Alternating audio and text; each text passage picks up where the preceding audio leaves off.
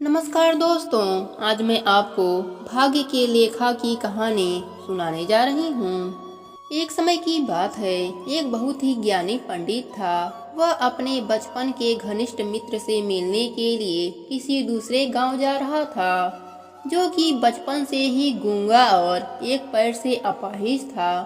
उसका गांव काफी दूर था और रास्ते में कई और छोटे छोटे गांव पड़ते थे। पंडित अपने धुन में चला जा रहा था। रास्ते में उसे एक आदमी मिल गया, जो दिखने में बड़ा ही हिष्ट पुष्ट था। वह भी पंडित के साथ चलने लगा। पंडित ने सोचा कि चलो अच्छा ही है, साथ साथ चलने से रास्ता जल्दी कट जाएगा। पंडित ने उस आदमी से उसका नाम पूछा तो उसने अपना नाम काल बताया।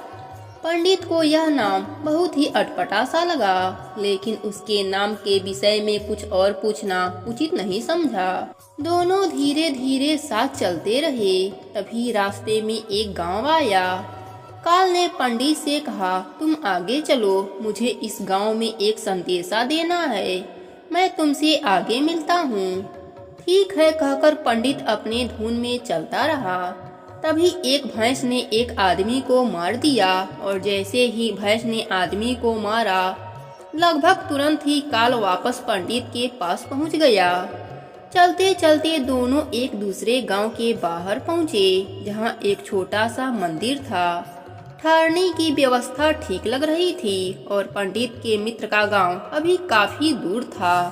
साथ ही रात्रि होने वाली थी। पंडित ने कहा, रात्रि होने वाली है, पूरा दिन चले हैं, थकावट भी बहुत ज्यादा हो चुकी है, इसलिए आज की रात हम इस मंदिर में रुक जाते हैं। भूख भी लगी है, तो भोजन भी कर लेते हैं और थोड़ा विश्राम करके सुबह फिर से प्रस्थान करेंगे। काल ने जवाब दिया, ठीक है, लेकिन मुझे इस गांव में किसी को कुछ सामान देना है, सो मैं देकर आता हूँ। तब तक तुम भोजन कर लो, मैं बाद में कर लूँगा। और इतना कहकर वह चला गया। लेकिन उसके जाते ही कुछ देर बाद उस गांव से धुआं उठना शुरू हो गया और धीरे धीरे पूरे गांव में आग लग गई। पंडित को आश्चर्य हुआ। उसने मन में सोचा, जहाँ भी यह काल जाता है, वहाँ किसी न किसी तरह की हानि जरूर हो जाती है। कुछ तो गड़बड़ है। लेकिन वह काल से इस बात का कोई जिक्र नहीं किया। सुबह दोनों ने फिर से अपने मंजिल की ओर चलना शुरू कर दिया। कुछ देर बाद एक और गांव आया। काल ने फिर से पंडित से कहा, तुम चलो, मैं आगे तुमसे मिलूंगा, मुझे इस गांव में भी काम है।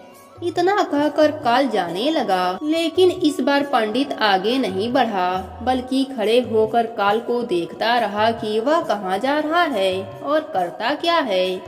तभी लोगों की आवाजें सुनाई देने लगी कि एक आदमी को सांप ने काट लिया है और उस व्यक्ति की मृत्यु हो गई है। ठीक उसी समय काल भी पंडित के पास आ गया। लेकिन इस बार पंडित ने पूछा कि तुम जिस गांव में जाते हो, वहाँ कोई ना कोई नुकसान हो जाता है। क्या तुम मुझे बता सकते हो कि आखिर ऐसा क्यों होता है? काल ने जवाब दिया, पंडित, तुम मुझे बड़े ज्ञानी मालूम होते हो, इसलिए मैं तुम्हारे साथ चलने लगा, क्योंकि ज्ञानियों का संग हमेशा अच्छा होता है। लेकिन क्या सचमुच तुम अभी तक नहीं समझ पाए कि मैं कौन हूँ? पंडित ने कहा, मैं समझ चुका हूँ, लेकिन कुछ शंका है। यदि आप ही अपना परिचय दे दें तो अच्छा होगा। काल ने जवाब दिया कि मैं धर्मदूत हूँ और धर्मराज जी के आज्ञा से उन लोगों के प्राण हरण करता हूँ जिसकी आयु पूरी हो गई है।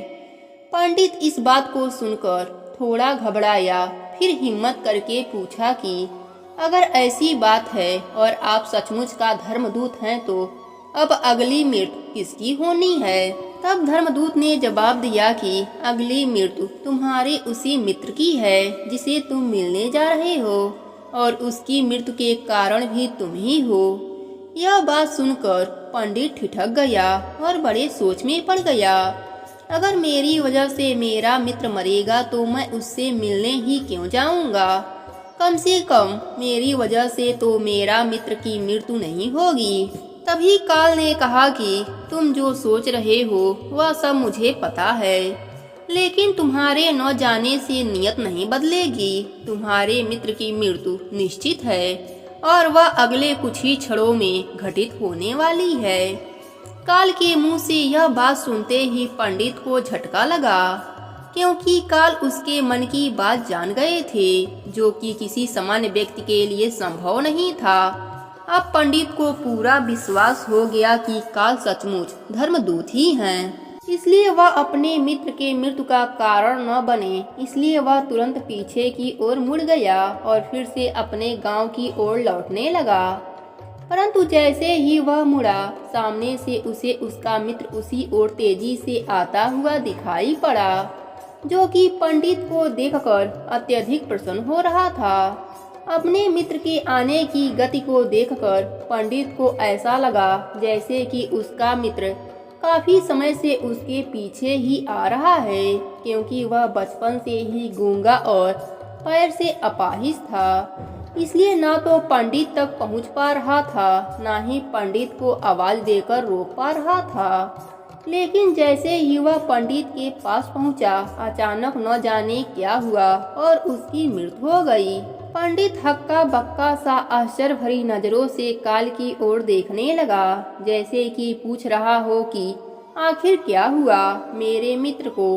पंडित के मन की बात समझकर काल बोले, तुम्हारा मित्र पिछले गांव से ही तुम्हारे पीछे पीछे आ रहा था। तुम समझ सकते हो कि वह अपाहिज और गूंगा होने के कारण तुम तक नहीं पहुंच सका। उसने अपनी सारी ताकत लगाकर तुम तक पहुंचने की कोशिश की, लेकिन बुढ़ापे में बचपन जैसे ताकत नहीं होती है। इसलिए हृदयघात की वजह से तुम्हारी मित्र की मृत्यु हो गई। तुमसे मिलने के वजह से वह अपने सीमाओं को लांघते हुए तुम्हारे पीछे पीछे भाग रहा था। अब पंडित जी को पूरी तरह से विश्वास हो गया कि काल सचमुच के धर्मदूत हैं और जीवों के प्राण हरण करना ही उनका काम है। पंडित एक ज्ञानी व्यक्ति था और जानता था कि मृत्यु पर कोई बस नहीं चल सकता। सभी को एक ना एक दिन मरना ही है। इसलिए उसने जल्दी ही अपने आप को संभाल लिया, लेकिन उसके मन में अपने स्वयं की मृत्यु के बारे में जानने की उत्सुकता हुई। इसलिए उसने काल से पूछा, अगर मृत्यु मेरे मित्र की होनी थी तो आप शुरू से मेरे साथ क्यों चल रहे थे? काल ने जवाब दिया, मैं तो सभी के साथ चलता हूँ और हर क्षण चलता रहता हूँ, लेकिन लोग मुझे पहचान नहीं पाते, क्योंकि लोगों के पास अपने समस्याओं के अलावा किसी और व्यक्ति के वस्तु या घटना के संदर्भ में सोचने या उसे देखने समझने का समय ही नहीं होता। पंडित ने आगे पूछा, तो क्या आप बता सकते हैं कि मेरी मृत्यु कब और कैसे होगी? महाकाल ने कहा, हालांकि किसी भी सामान्य जीव के लिए यह जानना उपयुक्त नहीं है, क्योंकि कोई भी जीव अपने मृत्यु के संदर्भ में सुनकर दुखी हो जाता है। लेकिन तुम ज्ञानी व्यक्ति हो और अपने मित्र की मृत्यु को जितनी आसानी से तुमने सहन कर लिया है, उसे देखकर मुझे लगता है कि तुम अपने मृत्यु के बारे में जानकर भी व्यतीत नहीं होगे। सो तुम्हारी मृत्यु आज से 6 माह बाद आज के ही दिन, लेकिन दूसरे राजा के राज्य में फांसी लगने से होगी। और आश्चर्य की बात यह है कि तुम स्वयं खुशी से फांसी को स्वीकार कर लोगे। इतना कहकर काल वहां से अंतर ध्यान हो गए। पंडित ने अपने मित्र की यथाशक्ति जो भी कर्मकांड संभव था किया और फिर से अपने गांव लौट आया। लेकिन व्यक्ति चाहे कितना भी ज्ञानी क्यों ना हो, अपने मृत्यु का समय जानने के बाद कुछ तो चिंतित होता ही है और उस मृत्यु से बचने के लिए कुछ ना कुछ उपाय करता है। सो पंडित ने भी ऐसा ही किया, क्योंकि पंडित विद्वान था, इसलिए उसकी ख्याति उसके राज्य के राजा तक थी। उसने सोचा कि राजा के पास तो कई ज्ञानी होते हैं और उसके इस मृत्यु की समस्या का भी कोई ना कोई समाधान तो निकल ही जाएगा। इसलिए वह पंडित उस राजा के दरबार में पहुंचा और राजा को सारी बात बताई। राजा ने पंडित की समस्या को अपने मंत्रियों के साथ बांटा और सलाह मांगी। अंत में सभी के सलाह से तय हुआ कि पंडित की बात सही है तो जरूर उसकी मृत्यु 6 महीने बाद होगी, लेकिन मृत्यु तब होगी जब वह दूसरे राज्य में जाएगा। यदि वह किसी दूसरे राज्य में जाए ही न तो मृत्यु नहीं होगी। यह सलाह राजा को भी उपयोगी लगी। राजा ने पंडित को महल में रहने की सारी व्यवस्था करवा दी। अब राजा की आज्ञा के बिना कोई भी व्यक्ति उस पंडित से मिल नहीं सकता था, लेकिन स्वयं पंडित कहीं भी आ जा सकता था ताकि उसे ना लगे कि वह राजा के कैद में है। हालांकि वह स्वयं ही डर के मारे कहीं आता जाता नहीं था। धीरे धीरे पंडित के मृत्यु का समय नजदीक आने लगा और आखिर वह दिन भी आ गया जब पंडित की मृत्यु होनी थी। जिस दिन पंडित की मृत्यु होनी थी उससे पिछली रात पंडित डर के मारे जल्दी ही सो गया ताकि जल्दी से रात व अगला दिन बीत जाए और उसकी मृत्यु टल जाए। लेकिन स्वयं पंडित को नींद में चलने की बीमारी थी और इस बीमारी के बारे में वह स्वयं भी नहीं जानता था। इसलिए राजा या किसी से इस बीमारी का जिक्र करने अथवा किसी वैद्य से इस बीमारी का इलाज करवाने का प्रश्न ही नहीं उठता था। पंडित अपने मृत्यु को लेकर बहुत ही चिंतित था और नींद में चलने की बीमारी का दौरा अक्सर तभी पड़ता है जब ठीक से नींद नहीं आ रही हो। उसी रात में पंडित को नींद में चलने का दौरा पड़ा। वह उठा और राजा के महल से निकलकर अस्तबल में आ गया। वह पंडित राजा का खास मेहमान था, इसलिए किसी भी पहरेदार ने उसे रोका नहीं और ना ही किसी तरह की पूछताछ की। अस्तबल में पहुंचकर वह सबसे तेज दौड़ने वाले घोड़े के पीठ पर सवार होकर नींद के बेहोशी में ही राज्य की सीमा के बाहर किसी दूसरे राज्य की सीमा में चला गया। इतना ही नहीं, वह दूसरे राज्य के राजा के महल में पहुंच गया और संयोग हुआ कि उस महल में भी किसी पहरेदार ने उसे नहीं रोका और ना ही उससे कोई पूछताछ की, क्योंकि सभी लोग रात के अंतिम पहर के नींद में थे। वह पंडित सीधा राजा के शयन कक्ष में पहुंच गया। रानी के एक ओर उस राज्य के राजा सो रहा था, दूसरी ओर स्वयं पंडित जाकर लेट गया। सुबह हुई तो राजा ने पंडित को रानी के बगल में सोया हुआ देखा। राजा बहुत क्रोधित हुआ। पंडित को गिरफ्तार कर लिया गया। पंडित को तो समझ में नहीं आ रहा था कि वह दूसरे राज्य में, वह भी सीधे राजा के शयन कक्ष में कैसे पहुंच गया। लेकिन वहां उसकी सुनने वाला कौन था। राजा ने पंडित को दरबार में हाजिर करने का हुक्म दिया। कुछ समय बाद राजा का दरबार लगा। राजा ने पंडित को देखा। देखते ही पंडित पर इतने क्रोधित हो गया कि पंडित को फांसी चढ़ा दिए जाने का फैसला सुना दिया। फांसी की सजा सुनकर पंडित काफी डर गया। फिर भी हिम्मत करके राजा से कहा, महाराज, मैं नहीं जानता कि मैं इस राज्य में कैसे पहुंचा। मैं यह भी नहीं जानता हूं कि मैं आपके शयन कक्ष में कैसे आया और आपके राज्य के किसी भी पहरेदार ने मुझे रोका क्यों नहीं। लेकिन मैं इतना जानता हूं कि आज मेरी मृत्यु होनी निश्चित है और होने जा रही है। राजा को यह बात थोड़ी अटपटी सी लगी। उसने पूछा, तुम्हें कैसे पता कि आज तुम्हारी मृत्यु होनी थी? तुम क्या कहना चाहते हो? राजा के सवाल के जवाब में पंडित पिछले 6 महीने की पूरी कहानी बताई और कहा कि महाराज, मेरा क्या है, किसी भी सामान्य व्यक्ति का इतना साहस कैसे हो सकता है कि वह राजा के उपस्थिति में राजा के ही कक्ष में रानी के बगल में सो जाए। यह तो सरासर आत्महत्या ही होगा और मैं दूसरे राज्य से इस राज्य में आत्महत्या करने को क्यों आऊँगा। राजा को पंडित की बात सही लगी, लेकिन राजा ने सोचा कि वह पंडित अपने मृत्यु से बचने के लिए ही काल और अपने मृत्यु की भविष्यवाणी का बहाना बना रहा है। इसलिए उसने पंडित से कहा, तुम्हारी बात सत्य है और आज तुम्हारी मृत्यु का दिन है तो मैं तुम्हारे मृत्यु का कारण नहीं बनूंगा। लेकिन यदि तुम झूठ कह रहे हो तो निश्चय ही तुम्हारी मृत्यु तय है। चूंकि पड़ोसी राज्य का राजा उस राजा का मित्र था, इसलिए कुछ सिपाहियों को दूसरे राज्य के राजा के पास पत्र भेजा और पंडित की बात का सत्यता का प्रमाण मांगा। शाम तक सिपाही लौटे और उन्होंने आकर बताया कि महाराज, पंडित जो कह रहा है वह सही बात है। दूसरे राज्य के राजा ने पंडित को अपने महल में ही रहने की संपूर्ण व्यवस्था की रखी थी और पिछले 6 महीने से यह पंडित राजा का मेहमान था। कल रात राजा स्वयं इससे अंतिम बार इसके शयन कक्ष में मिलने आया था और उसके बाद यह पंडित इस राज्य में कैसे पहुंच गया, इसकी जानकारी किसी को भी नहीं है।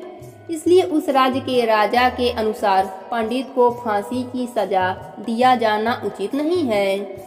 लेकिन राजा के लिए नई समस्या आ गई, क्योंकि उसने बिना पूरी बात जाने ही पंडित को फांसी की सजा सुना दी थी। इसलिए अब पंडित को सजा न दिया जाए तो राजा के कथन का अपमान होगा। यदि राजा द्वारा दी गई सजा का मान रखा जाए तो पंडित की बिन वजह ही मृत्यु हो जाएगी। राजा ने अपने समस्या का जिक्र अपने अन्य मंत्रियों से किया और सभी मंत्रियों ने आपस में चर्चा करके यह सुझाव दिया कि महाराज, आप पंडित को कच्चे सूत के एक धागे से फांसी लगवा दीजिए। इससे आपके वचन का मान भी रह जाएगा और सूत के धागे से लगी फांसी से पंडित की मृत्यु भी नहीं होगी, जिससे उसके प्राण ही बच जाएंगे। राजा को यह विचार उपयुक्त लगा और उसने ऐसा ही आदेश सुना दिया। पंडित के लिए कच्चे धागे का फांसी का फंदा बनाया गया और नियम अनुसार पंडित को फांसी पर चढ़ाया जाने लगा। सभी खुश थे कि न तो पंडित मरेगा न राजा का वचन झूठा जाएगा। पंडित को भी विश्वास था कि सूत के धागे से तो उसकी मृत्यु होनी ही नहीं है, इसलिए वह भी खुशी खुशी फांसी पर चढ़ने को तैयार था, जैसा कि काल ने उससे कहा था। लेकिन जैसे ही पंडित को फांसी दी गई, सूत का धागा तो टूट गया, लेकिन टूटने से पहले उसने अपना काम कर दिया था। पंडित के गले की नस कट चुकी थी। उस सूत के धागे से पंडित जख्मी होकर जमीन पर गिरकर तड़प रहा था। हर धड़कन के साथ उसके गले से खून की फुहार निकल रही थी और कुछ क्षणों में पंडित का शरीर पूरी तरह से शांत हो गया। सभी लोग आश्चर्यचकित थे, हक्के बक्के थे, पंडित को मरते हुए देख रहे थे। किसी को भी विश्वास नहीं हो रहा था कि कमजोर से सूत के धागे से किसी की मृत्यु हो सकती है। लेकिन घटना घट चुकी थी, नियत ने अपना काम कर चुकी थी। जो होना था वह होकर ही रहता है। हम चाहे जितनी भी सावधानियां बरत लें, जितनी भी उपाय कर लें, लेकिन हर उस घटना का सारा ताना बाना पहले से ही निश्चित होता है। इसलिए ईश्वर ने हमें भविष्य जानने की क्षमता नहीं दिया है, ताकि हम अपने जीवन को ज्यादा बेहतर तरीके से जी सकें। और यही बात उस पंडित पर भी लागू होती है। यदि पंडित ने काल से अपने मृत्यु के बारे में नहीं पूछा होता तो अगले 6 महीने तक राजा के महल में कैद होकर हर रोज डर डर के जीने के बजाय ज्यादा बेहतर जीवन जीता। इसलिए प्रकृति से लड़ने का कोई मतलब नहीं है, क्योंकि हमें यह नहीं पता कि किस घटना के घटित होने के लिए कौन कौन से कारक होंगे और उन कारणों से संबंधित बीज कब, कहां और कैसे बोए जाएंगे और उन कारणों से संबंधित बीज कब, कहां और कैसे बोए गए हैं। इसी को सरल शब्दों में हम भाग्य कहते हैं। धन्यवाद।